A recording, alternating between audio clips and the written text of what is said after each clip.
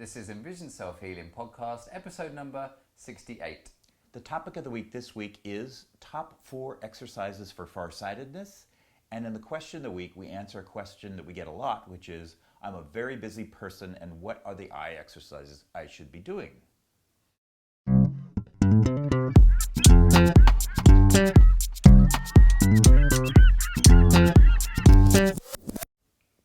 Hi, I'm Will Fuller. And I'm Richard Miller. And we're the co-creators of EnvisionSelfHealing.com and are dedicated in helping you improve your eyesight and quality of life By taking healing into your own hands.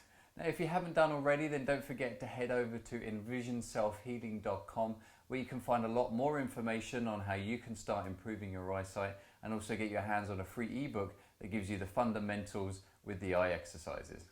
So Will, I hear we had a package delivered from one of our grateful clients. I thought maybe you'd share that. We did, yeah. No, we always like getting good feedback from our clients. And in particular, this client actually came and spent 5 days with us here in San Francisco. If you go over to the coaching page on the website, you'll see there that we actually offer what we call a 5-day vision retreat. And we were very excited to receive this package, and there isn't any sort of anthrax or anything in it, which is always nice. Or maybe her crushed glasses, I don't know. Yeah, don't send us your used glasses. But what was so nice about it, and in particular why this is so nice with the eye exercises, is everybody has their own little spin on things. Right. So as a nice little note here, thanking us for the 5 days and how much she got out of it. So, but what we really liked that came on top of this is she came up with her own ideas with some of the eye exercises, and again, this is what we love so much about this work, is it's very individual to certain people. And those of you who are listening, I will describe this to you. You can also watch this on the website. Just go to EnvisionSelfHealing.com. But you'll see here, those of you that are watching, there's 3 pieces of paper. Yep. And what they're actually stuck to is some laminated card, a picture of 2 funky fish there. I don't know. Bulgy eyes. I don't know. Oh, you can't see that. It's too dark. Fish with very bulgy eyes. I don't know whether it's meant to be us. Yeah. Or not. You have to let us know. Our eyes don't bulge out that much. if that is us or not. But I suppose what's so good about this is the reason why she's done this is because it was retinitis pigmentosa that she was here working with us, and 3 sizes of paper is kind of the eye exercises for retinitis pigmentosa, and sometimes it can get stuck all around the place and gets fluff and whatnot. So she's obviously come up with the idea of sticking to a piece of laminate card. One thing that's really nice is she's put some proverbs and some sayings on the cards to get you motivated. So this one says, the eyes have one language everywhere, and that's a Romanian proverb. So that might be a bit too deep for us to think about that now, but I like that. And the second one is from Helen Keller. It says, never bend your head, always hold it high. Look the world straight into the eye, and I think that's great because one of the shivers actually. One of the big things that we were working with Karen and with a lot of our clients, especially those losing vision, is to try and keep your head up, and to stop looking down at your feet. So that's fantastic. So we really appreciate that, sending that in, and we always like hearing back from clients when they come and visit, and even better when they've actually come up with something extra and add to the exercise. Yeah, exactly. Okay, great. Well, I think that's a good time to move on to topic of the week.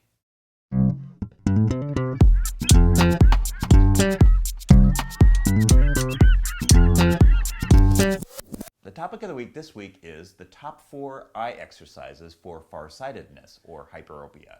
And this came around because last week we discussed what is farsightedness, hyperopia, to give you a lot more of an understanding if this is your condition or indeed you know somebody with this condition. Because the more you understand about what your issue is, and it can then help you in order to know what the exercise is, how they could help you, and then you're also more likely to do the exercises because you understand everything that's going on other than just taking somebody's word for it. Yeah, and the tiny little summary is farsighted people are accommodating or focusing their eye constantly. You can go back to the previous podcast to understand why. Yeah. Let's keep that in mind for what we're talking about today. Yeah, podcast 67. Exactly. Podcast 67, yeah. So, and in that we kind of explain that hyperopia or farsightedness is where the eyeball is shorter, kind of the opposite of nearsighted, where it's elongated. And it means that the image isn't landing clearly on that detailed part of the macula. And just so that our audience members know, if you're here through presbyopia, which is what they would call age-related farsightedness, then you'll have to search for the eye exercises for presbyopia in the podcast. Exactly. Because that is going to be separate to what we're discussing today. Right. So the actual farsightedness condition that we're focusing on today is I guess the medical term is hyperopia, and that's focusing on the fact that the eyeball is shorter, whereas presbyopia is where the ciliary muscles, the muscles that are at the back of the front of the eye, that are responsible for rounding the lens so the image can be shrunk onto the back of the eye there. So that's presbyopia, where these muscles become weak.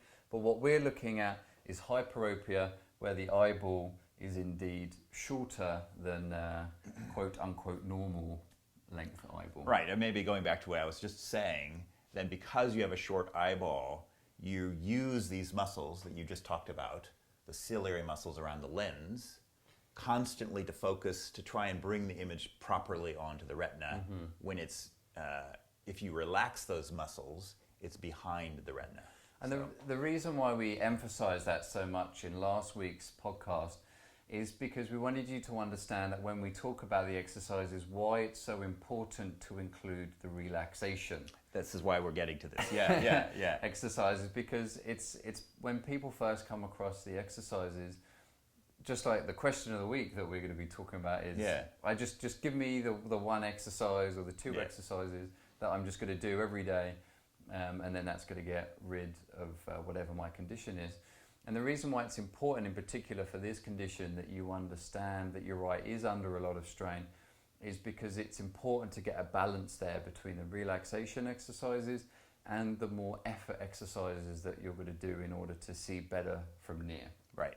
And so if nothing else, you farsighted people, we're very sympathetic to how hard you're working to focus on things. Yeah, you're kind of always having to accommodate to try and squeeze that image there in the back of the eye.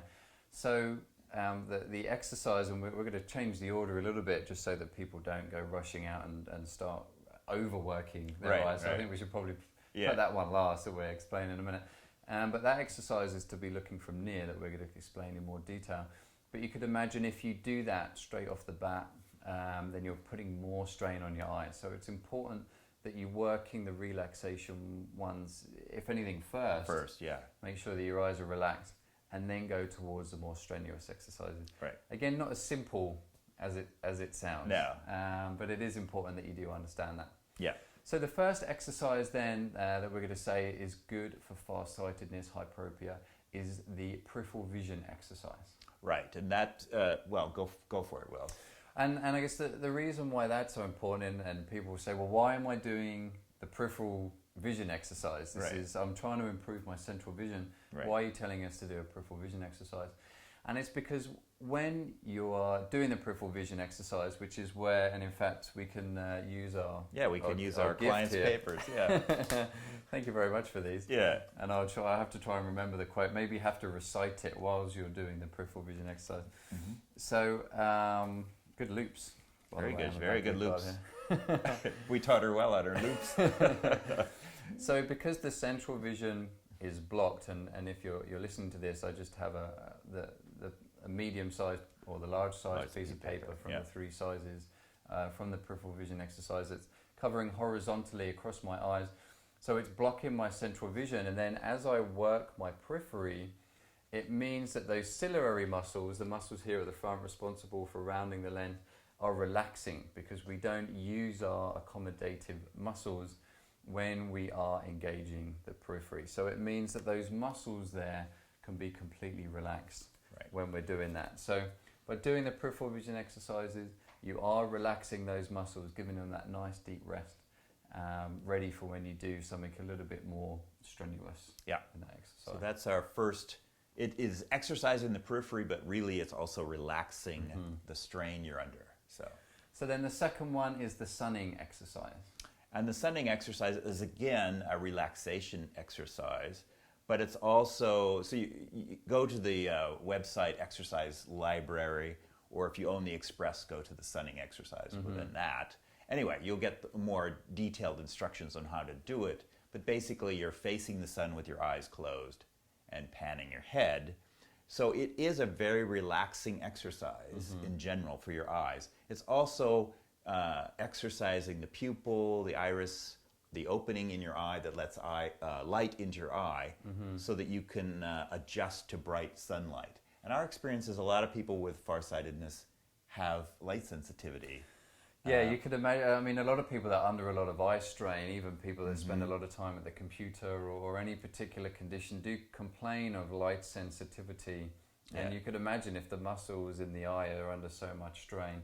But also we feel it's because the pupil, which is responsible for shrinking under bright light conditions, kind of like a camera, and reducing the amount of light in so that you get a better image. Then if these muscles here are also weak, then you're not constricting as much as you should be. So it means you're getting too much light in, so it feels abusive to the eyes. It's too much. And the other thing is, the smaller the opening is in the eye, the smaller the pupil is in the eye or the iris, then the sharper the image. So for people who are already having trouble reading up close, which you would with farsightedness, the smaller that pupil is, the sharper the image is. So those of you that might be a little bit skeptical, or maybe even your ophthalmologist, say, well, the eyeball can't change shape. Well, in this sense, with the sunning, what we're talking about, we're not necessarily talking about the length of the eye. We're talking about getting more constriction from the pupil so that things seem crisper and clearer, especially when you're then looking at it in daylight as well. Right. So the sunning exercise is certainly very beneficial there for farsightedness. And then the third one is palming. Yeah, and palming is our basic relaxation, eye relaxation exercise. And if we had a client came in with farsightedness and we had a lot of time to work with them, we might give them straight palming for a number of weeks or so to really relax all the strain they've put themselves under. Yeah, I guess it's kind of like maybe someone having an unhealthy diet and they come to you and they want to get healthy. That it's going to take a couple of weeks in order to maybe even get the metabolism to pick up a little bit, maybe even get those nice food habits in there, maybe start picking up the rate there with the exercise. Because it's accumulative, the same as if someone sat in front of a computer for 14 hours a day for the last 15 years. Well, just doing one set of palming isn't necessarily going to wash all that strain away. Right. So again, with farsightedness, because the particular person will be under eye strain because they have to over accommodate quite a lot, then the palming exercise is even more important for them in order to get these muscles to relax. Because again, if you're not using these muscles to accommodate, which is where you're rounding the lens to squeeze the image in the eye, then it means that these systems are relaxed. So by palming on a regular basis, you're helping to rest that, but you're also resting the eye. Just from so many of us are already under eye strain in our general day-to-day basis from excessive near work and just not really knowing how we should be using our eyes. Yeah, and the phenomenon of farsighted people is in some ways they're maybe 20 years ahead of everyone else in terms of eye strain.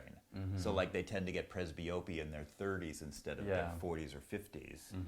And it's because they're under so much more strain. So that if you have farsightedness, you almost have to develop this strategy of relaxing your eyes throughout your life so you're not kind of overaging your eyes in some ways. And that is actually a nice point there. Again, even if you're somebody that feels that you can't change the shape of the eyeball, that if you're getting early onset of presbyopia, then you know the first couple of diopters that you're going to shave off can be through strengthening the ciliary muscles, something that isn't really a strange phenomena. It's just a case of strengthening those muscles there and getting the flexibility back in the lens so you can focus from near. Yeah. So knowing that as well, reducing the strain, then it means that you're going to start seeing clearer from that aspect of things as well. Yeah.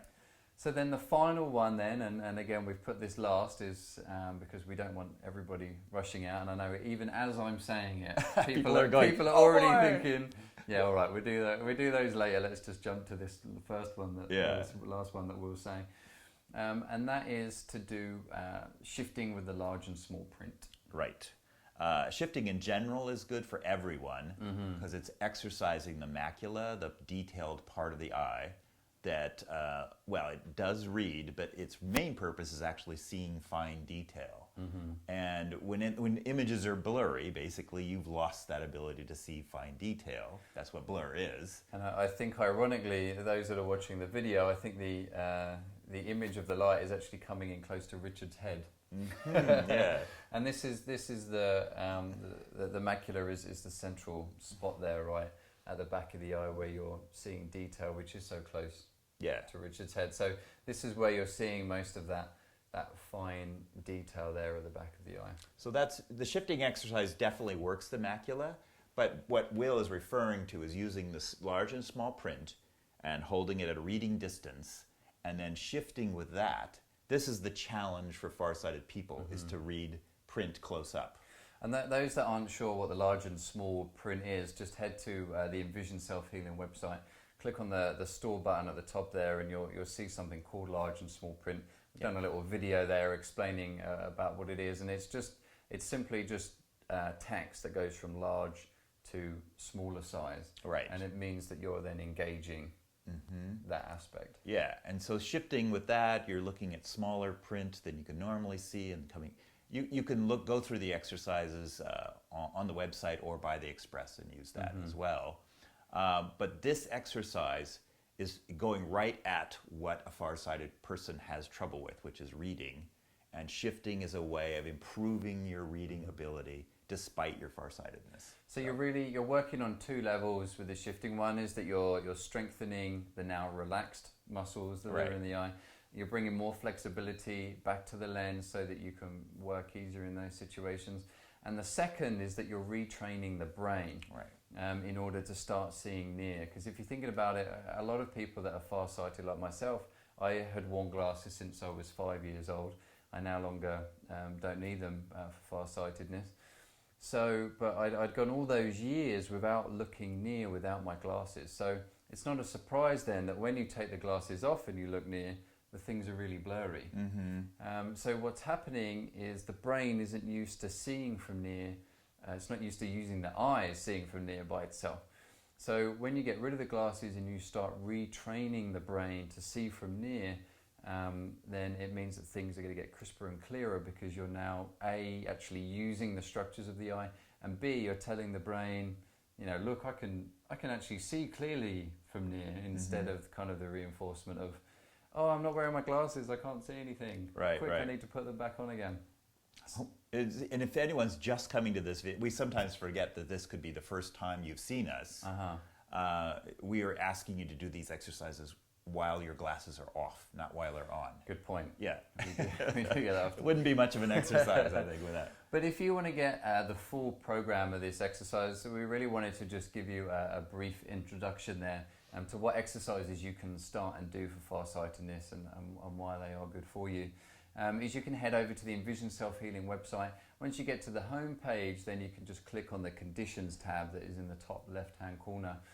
And on the left-hand side there, under Vision Conditions, you will see something that says Farsightedness, Hyperopia.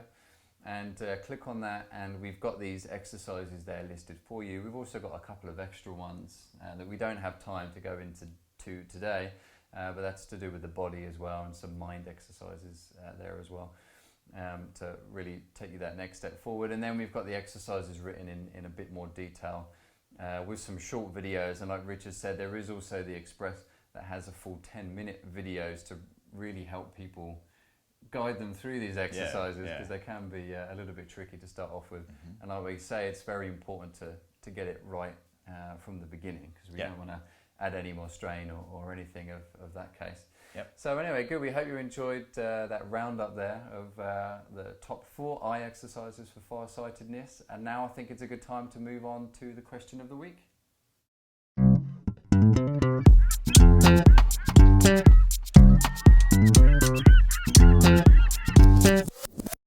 And the question of the week comes from a dinner party I went to over the weekend. Nice, a whole dinner party asked a question. Yeah. It was the guy sitting next to me. You weren't the entertainment, were you? Well, I could have been, The but magician. I was not, no. And I had no idea what his condition was, but he said, "Oh, I have vision problems. What exercises should I do? I'm really, really busy though." And that's unfortunately all of our cases to a large degree. Yeah. So. We do get that question quite a lot, and I guess that's why we offer what we do offer on the website. Yeah. Because of it, we did. Obviously, those of you that have followed us for a while will know that our mission here is just to get the word of eye exercises out there and make it as accessible to as many people as possible. That's why you can get access to all the exercises and details how to use them on the website. But there is the case of individuals and their own in particular conditions. This is why we created the EyesA Express, to reduce it down to a short list of exercises, because that's what this guy wanted and that's what a lot of people want. And we can say that if he, once I knew his condition, I was able to give him some exercises, and that's what we do in the Express. But it reminded me of what we really do if we meet a client. There's a more full process we go through, and that process includes looking at the lifestyle of the person. So this person happened to be a computer software guy, and big surprise in big San surprise, Francisco. and on the computer a lot, things like that. So that's actually when we deal with clients, that's one of our first things, is to look at their lifestyle to try and reduce the visual strain they're putting themselves under. And look at the condition as well. Yes. Because people might have a couple of different conditions in with one. It might be that they have particularly more eye strain in one area, or maybe they're nearsightedness, but they also have a problem with eye teaming. So I guess the first thing we would say then, if someone is really busy, to save them time, it actually helps just to get a consultation with us or a single session with us. If you just click on that coaching tab, you'll see that there. And then we can just tell you the exercises that you need to do, and you can do them there. Now, if you're thinking, I don't even have time to make a phone call. Believe us, people do say that. Then if you just find out, we're sure you should be able to know what your condition is, either through your optician, or most people generally know what it is. Generally, yeah. Then just head to the Express and just download that there, and you'll see 4 to 6 exercises that are just meant for that condition. And then we've timed it to 10 minutes because we know everybody's saying, well, I don't have time to do this. So we really crushed it all in there so that you could just do the exercise and just fit it in your day. So I guess that's the 2 things that we would recommend for someone that's and I guess asking that. What we've been starting to do more lately with clients is actually doing both. We used to sort of, are you in the Express category, or are you in the consultation category? And we've started to recommend both because in some ways it works the best. Yeah. The Express gives you the instructions for all the exercises and a list of which ones to do, but then you can consult with us and we can refine that list and look into your lifestyle. Yeah. So it's really a much fuller recipe we can give you that way. So. And certainly the reason why we're saying this is it really does just save you time. If you are somebody that's just kind of looking for somewhat of a quicker fix, or really want to get to the nuts and bolts of what exercises you need to be doing, then that genuinely is the best thing that we can think of, and that's why we created it in the first place. Otherwise, just enjoy what many other people do, kind of reading around the subject, picking up 1 or 2 exercises, and then coming back to us and saying, well, should I be doing this? Should I be doing that? When they then come to the consultation. Right. But if you are somebody that is particularly busy and you're just looking to find out which eye exercises you can start doing in order to improve your eyesight, then head to the coaching tab, or indeed head to the EyesA Express, and you'll find more information there on how that can help you. Yep. Okay, great. Well, we hope you enjoyed this week's podcast. If you want to find a lot more information on eye exercises, then head over to our website at envisionselfhealing.com, and you will also find over there a free ebook where we go through a lot of the fundamentals of why the eye exercises can indeed help improve your eyesight in the first place, and also how our modern day life is kind of causing a lot of these conditions in the first place. So if you can kind of move around that, then of course it makes sense that you could then improve your eyesight that way. You could also follow us on Twitter or catch up with us on our Facebook fan page. To search for Envision Self Healing in Facebook. You could also subscribe here if you're watching this indeed on YouTube. If you're watching it on our website, you can also hit subscribe. And if you're listening to this on iTunes, you can also subscribe there as well. Okay, great. Well, good luck with your eye exercises, everybody, this week, and happy healing. And have a good week.